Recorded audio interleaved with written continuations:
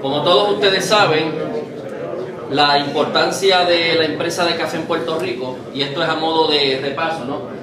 Pues es una empresa, industria agrícola, que se mantiene entre las primeras empresas de mayor importancia en términos de la aportación al ingreso bruto en Puerto Rico.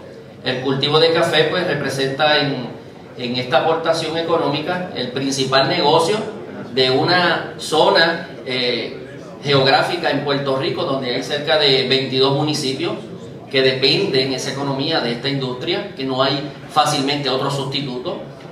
Continúa experimentando una serie de cambios que hemos visto, y ya Carmen Álamo presentó algunos de ellos. Hemos bajado el número de agricultores, quizás el número de beneficiadores, ha aumentado el número de torrefactores. La industria continúa buscando su espacio y buscando las oportunidades y dónde acomodarse de acuerdo a las situaciones en que estamos pasando. Y eso es bueno, porque eso es muestra de que la industria está viva y está buscando sobrevivir, ¿verdad? Voy rapidito. Todos ustedes saben dónde está ubicada la zona cafetalera, principalmente porque esa es la zona donde las condiciones geográficas, edafológicas, las condiciones de clima le permiten al café su mayor desarrollo y la mejor expresión genética de ese cultivo, ¿verdad?, para un buen café. Por eso se da en esa zona donde hay humedad, donde están los terrenos disponibles y donde tradicionalmente en Puerto Rico tenemos la gente y la cultura para trabajar con la industria del café. Son muchos elementos que podríamos abundar. Actualmente hay alrededor de unas 56.000 cuerdas sembradas con café que proveen empleo para cerca de 20.000 personas.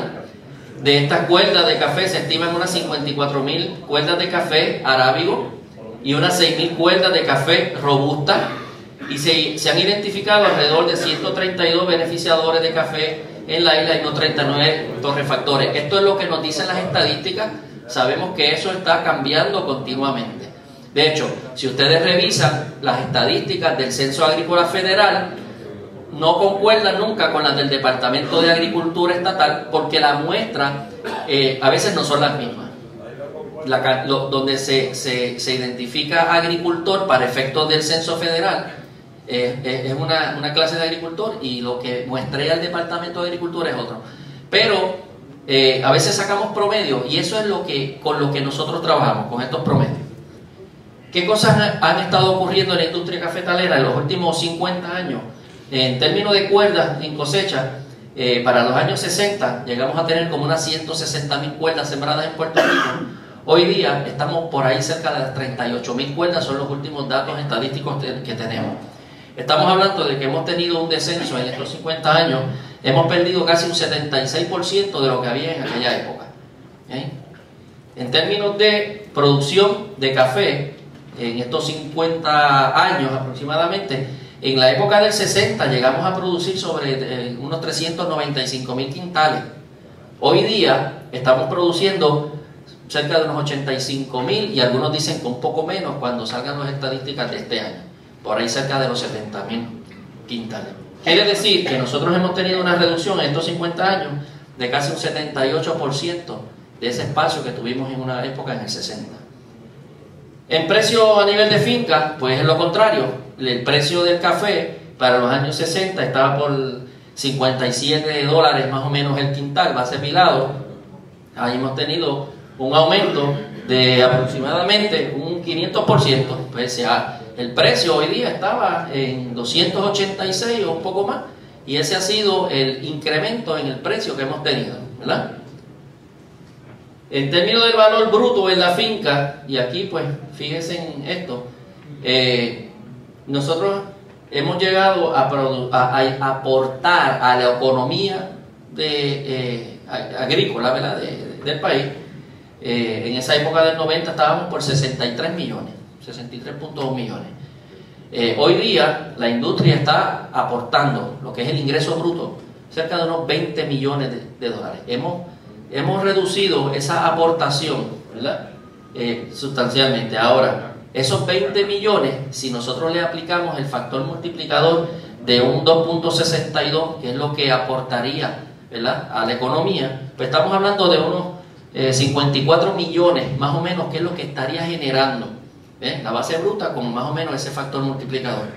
Pero lo que yo quiero que veamos aquí es que en esta década de los 2000, en 2013, volvimos atrás. Estamos prácticamente en 20 millones de nuestra aportación al ingreso, lo que aportábamos en la época del 60. Y esas son las cosas que tenemos que mirar con mucho cuidado. En términos de las importaciones, ha sido fluctuante. Las importaciones de café en Puerto Rico, pues siempre yo lo marco aquí como la línea más alta, ¿no? Aquí, ¿qué fue lo que ocurrió ahí? Todos se acordarán del huracán Georges, lo tomo como base de partida. Después del 98, muchas de nuestras plantaciones no levantaron. Quizás hicieron unos esfuerzos en los primeros años, y hubo unas inyecciones de seguros inmediatos, pero los demás problemas que hemos tenido, y plagas, enfermedades, han hecho de que cada vez tengamos menos producción local y se haya tenido que estar importando más. Hoy día importamos más de 3/4 partes de nuestro café, ¿verdad? Y eso es una realidad, y eso es lo que está ocurriendo. En términos de las exportaciones, yo hubiese querido que esto entonces fuera en la otra dirección, ¿verdad? Que despegáramos, pero aparentemente no hemos podido despegar en la magnitud que necesita urgentemente la industria. Estamos exportando 8.000, 9.000 quintales de café, y eso realmente no es tan significativo como quisiéramos. El consumo local, pues gracias a Dios, pues seguimos consumiendo café en Puerto Rico. Todavía sigue siendo una bebida preferida por los puertorriqueños. Estamos cerca de los 300.000 quintales de café, y eso pues nos da una tranquilidad, ¿verdad? No hemos cambiado mucho ese hábito tradicional de consumo de café. Así que redondeando, estamos por ahí siempre como unos 300.000 quintales, con sus altas o sus bajas, pero seguimos teniendo una demanda uniforme en Puerto Rico, lo cual es bueno. Esto es bueno. Malo sería que esa gráfica estuviera desde esos años 60 bajando, ahí nos preocuparíamos, ¿verdad? Así que no tenemos oportunidades.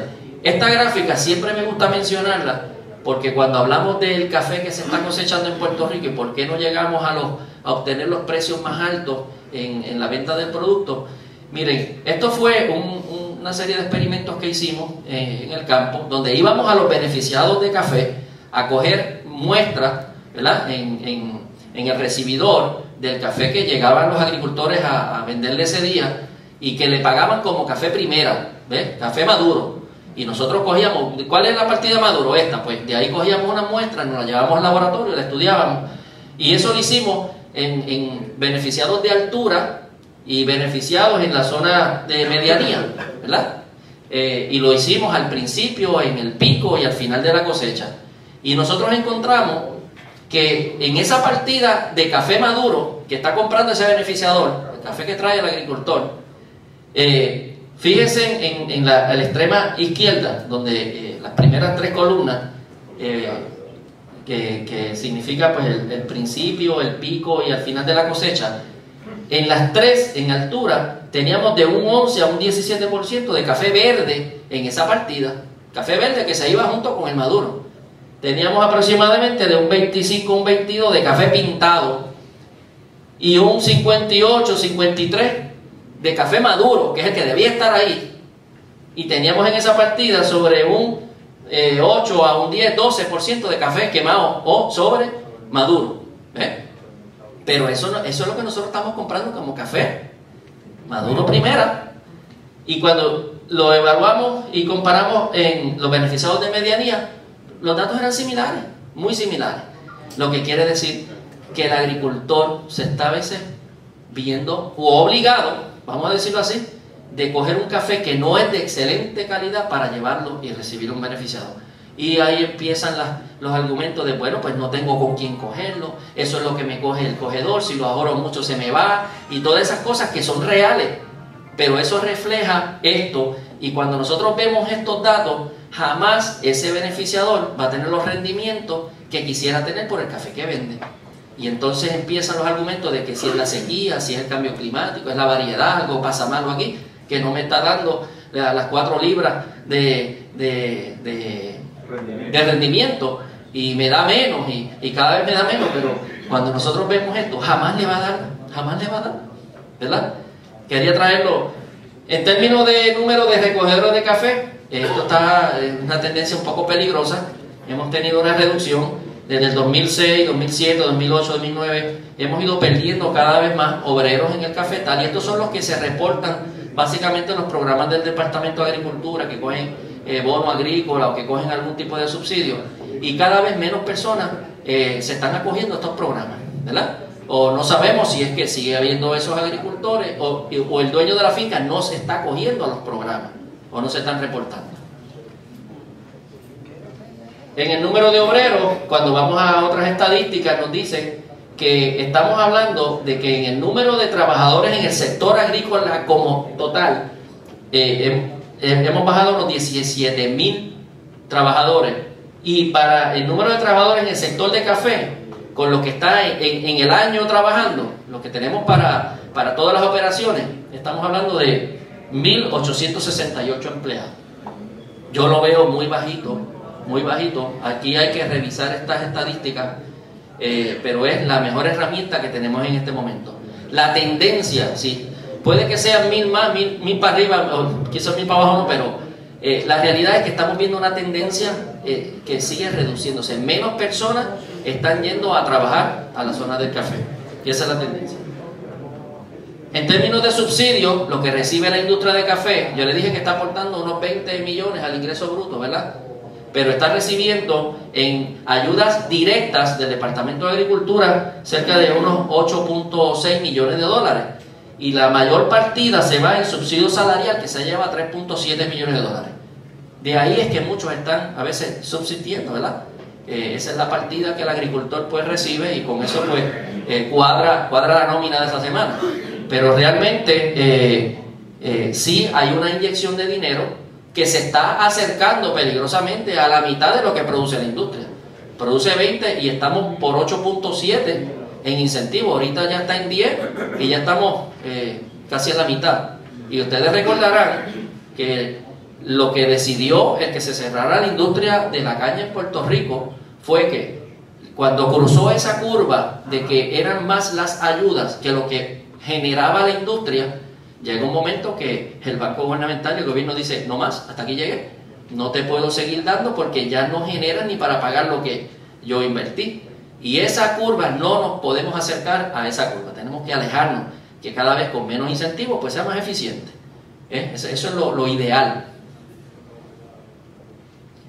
Los principales problemas de la industria del café son los siguientes, y ustedes esta mañana pues se les entregó un cuestionario que va dirigido a sacar de ustedes esa información. Es bien valiosa para nosotros porque de esa manera nosotros desarrollamos las estrategias de investigación para atender los principales problemas de la industria.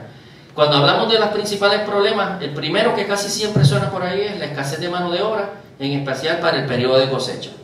Altos costos de mano de obra, los efectos de la broca del café en el rendimiento del fruto, aumento en costos de producción y control de plagas, aumento en costos de fertilizantes y plagas, aumento en el costo de combustible y energía eléctrica, disponibilidad de semilla de calidad, aplicación de la tabla de compensación por daños a la broca, aun y cuando el reclamo fue de que se hiciera una tabla, de que había que diseñar Miren, también es un problema.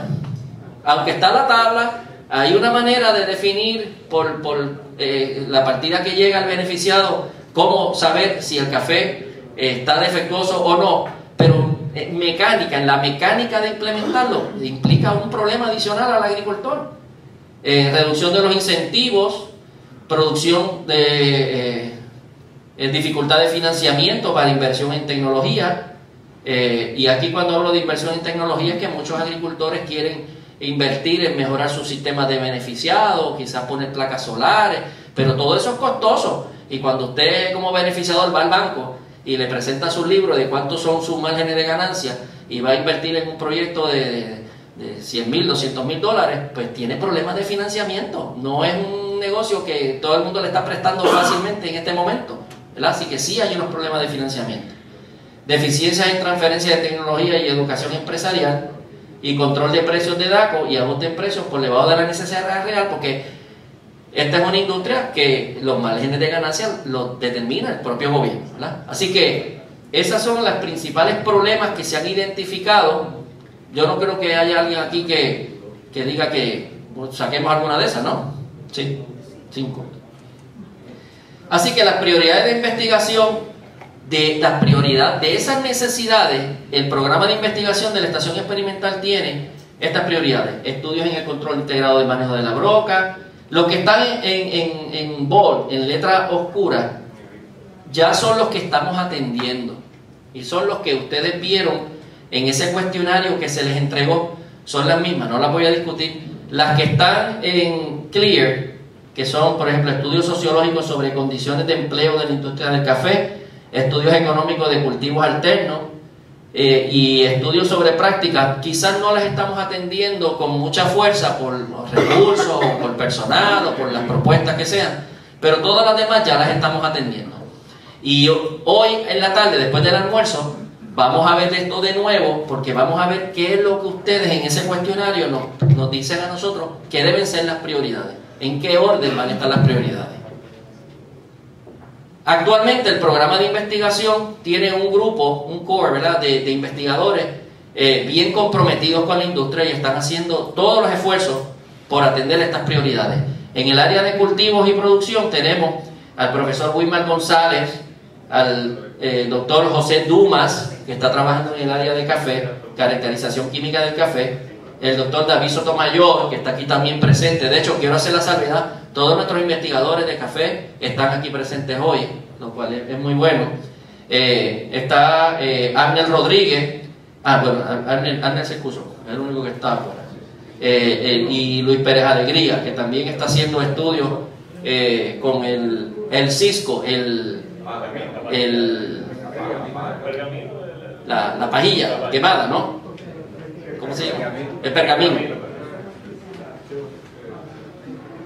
También en el área de control de plagas están trabajando el doctor Fernando Gallardo, que ha estado trabajando activamente con los enemigos naturales de la broca. Tiene 2 proyectos de investigación. La doctora Mildred Zapata, que está también aquí con nosotros, que ya la han visto en las reuniones de café, presentar los trabajos que ella está haciendo en el desarrollo de bacterias que pueden ser beneficiosas para nosotros o que son perjudiciales para el café.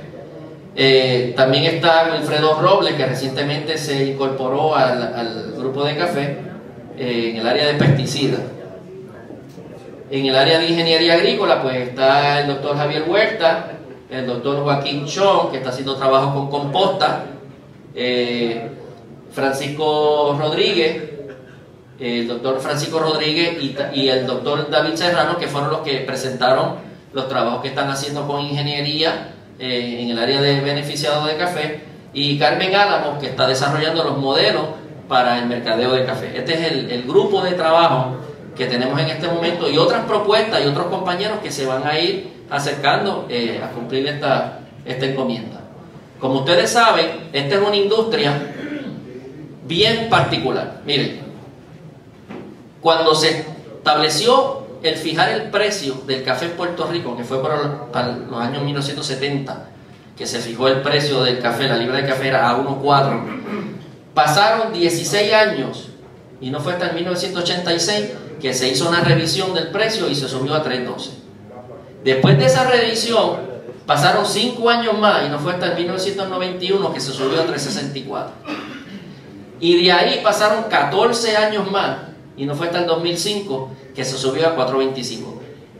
Díganme ustedes qué industria, no agrícola, en cualquier cosa, puede sobrevivir con esos vaivenes y en todos esos años los agricultores tienen que absorber esos costos de producción. Y ahí hay costos de producción, hay aumento. O sea, es bien difícil también trabajar en una industria donde, como digo aquí, la única empresa agrícola que depende del gobierno para aumentar su precio a través de un secretario que tiene como responsabilidad primaria defender al consumidor. Porque quien dicta el precio del café, ¿quién es? El secretario de DACO. ¿Y a quién ve la DACO? ¿Los intereses de quién? El consumidor. Así que hay muchas cosas que todavía en la industria tienen que seguir discutiéndose y van a ocasionar cambio. Realmente van a ocasionar cambio. Pero esto es lo que yo quiero, con esto quiero terminar y explicarles esto rapidito. dentro del grupo de trabajo hemos estado mirando alternativas positivas para mover la industria. Si ustedes miran al lado izquierdo, abajo dice industria de café actual. Esa primera columna que está allí, que comienza diciendo fortalezas y debilidades, ahí nosotros estamos definiendo, se me acabó, lo que es la industria de café actual y hacia dónde queremos movernos a la industria futura.